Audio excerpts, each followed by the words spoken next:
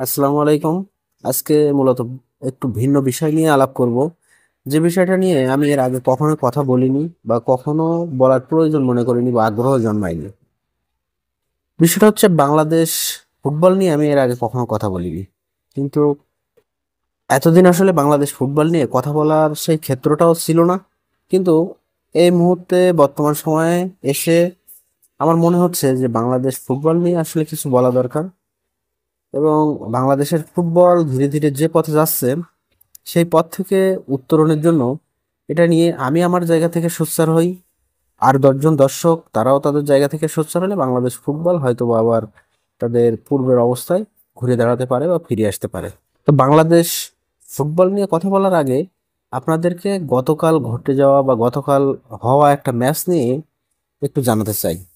বিষয়টা হচ্ছে, গতকাল ইন্দোনেশিয়া ফুটবল টিম এবং সৌদি আরব ফুটবল টিম তারা বিশ্বকাপের বাছাই পর্বের ম্যাচ খেলেছে এবং সেখানে ইন্দোনেশিয়া টিম সৌদি আরব টিমকে 2-0 গোলের ব্যবধানে পরাজিত করেছে। তো আপনারা শুনে হয়তো বলতে পারেন যে আর আহামরি এমন কি, সৌদি আরব টিম হেরেছে, ইন্দোনেশিয়ার কাছে হারতেই পারে, তারা তো সমশক্তিরই দল। কিন্তু আপনাদেরকে আমি একটু ফিরিয়ে নিয়ে যেতে চাই সেই 2022 সালে। এই 2022 সালে যখন বাংলাদেশ এবং ইন্দোনেশিয়া ম্যাচ খেলে, সেই 2022 সালে কিন্তু বাংলাদেশ ইন্দোনেশিয়ার সাথে গোল শূন্য ড্র করেছিল। অর্থাৎ বাংলাদেশ এবং ইন্দোনেশিয়া তখন কিন্তু সমশক্তির বা সমপর্যায়ের দল ছিল। তো সেই ইন্দোনেশিয়া আজকে সৌদি আরবকে 2-0 গোলে হারিয়ে দিল এবং এখান থেকে 4-5 দিন আগে তারা অস্ট্রেলিয়ার সাথে ম্যাচ ড্র করেছে। তো কিভাবে এত উন্নতি ইন্দোনেশিয়া ফুটবল টিম করলো? ইন্দোনেশিয়া ফুটবল টিম যেটা করেছে, তারা তাদের প্রবাসী যেসব ফুটবলাররা আছে বা বাইরের দেশের যেসব ক্লাবে তাদের দেশের বা তাদের নাগরিক হওয়ার যোগ্যতা রাখে এমন প্লেয়ার যারা বাইরে আছে, তাদেরকে রিক্রুট করার চেষ্টা করেছে। এবং গতকাল সৌদি আরবের সাথে যে ম্যাচটায় ইন্দোনেশিয়া জিতেছে, সেই ম্যাচে 9 জন প্রবাসী ফুটবলার। চিন্তা করতে পারেন, নয় জন প্রবাসী ফুটবলার তারা দলে ভিড়িয়েছে এবং এই প্রবাসী ফুটবলাররা ইন্দোনেশিয়ান ফুটবলকে একটা স্টেবল অবস্থায় নিয়ে গিয়েছে।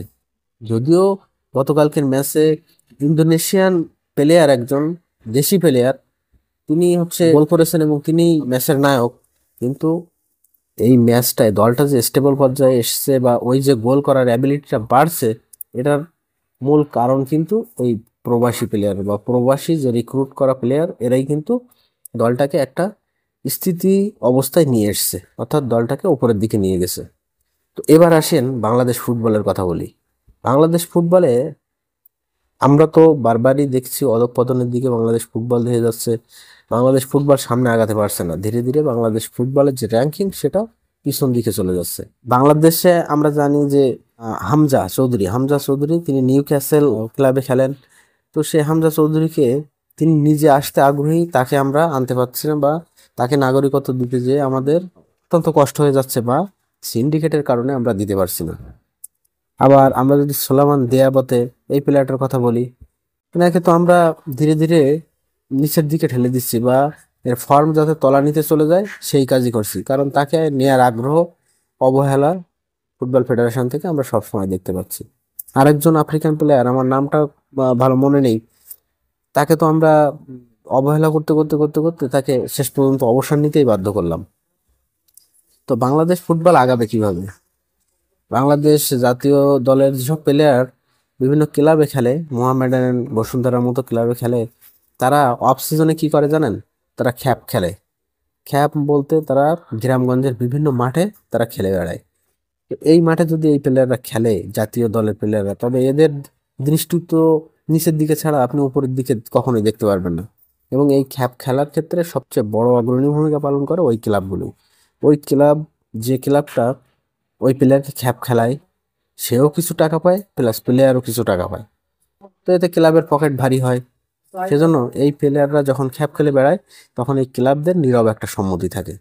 তো সেই সম্মতিতে বাংলাদেশে আমরা এখনো কোনো প্রবাসী প্লেয়ার আমরা আনতে দেখিনি। ওই দেশি প্লেয়াররাই যেটা করে এবং বোর্ডের দুর্নীতি সব মিলিয়ে একটা সিন্ডিকেট, সব মিলিয়ে বাংলাদেশ ফুটবল যাওয়া কিছুর অবস্থা।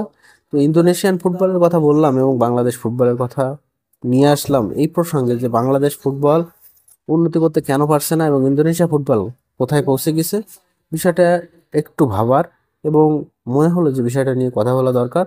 সেজন্য আপনাদের সামনে বাংলাদেশ ফুটবল নিয়ে আজকের এই আলোচনাটা করলাম। আপনারাই ভেবে দেখবেন, বাংলাদেশ ফুটবল যদি ইন্দোনেশিয়ার দেখানো পথে হাঁটতো, বাংলাদেশ ফুটবল এগিয়ে যেতে পারতো। বাংলাদেশের অনেক প্রবাসী ফুটবলার আছে, তারা বাংলাদেশে আসার জন্য বা বাংলাদেশের হয়ে খেলার জন্য তারা মন থেকে চায়, কিন্তু আমরা তাদের নিয়ে আসি না, বা সিন্ডিকেটের কারণে আমরা তাদেরকে বাদ ফেলে রাখি। সেজন্য বাংলাদেশ ফুটবল যেভাবে আগাচ্ছে, এইভাবে বাংলাদেশ ফুটবল আগাবে না। আমরা ইন্দোনেশিয়াকে উদাহরণ হিসাবে নিতে পারি। তারা যেভাবে এগিয়েছে, বিশ্বকাপে আর্জেন্টিনাকে হারিয়ে দেওয়া, সৌদি আরবকে তারা 2-0 গোলে গতকাল হারালো। অর্থাৎ ইন্দোনেশিয়া ফুটবলের উন্নতি দৃশ্যমান এবং তারা 26 বিশ্বকাপে খেলার স্বপ্নটা কিন্তু এখনো জিয়ে রেখেছে সৌদি আরবকে হারিয়ে। তো বাংলাদেশ যদি ভবিষ্যতে ফুটবলে ভালো কিছু করতে চায়, তবে এই প্রবাসী ফুটবলারদের দলে ভেড়ানো ছাড়া আসলে কোনো কিছুই করা সম্ভব নয়।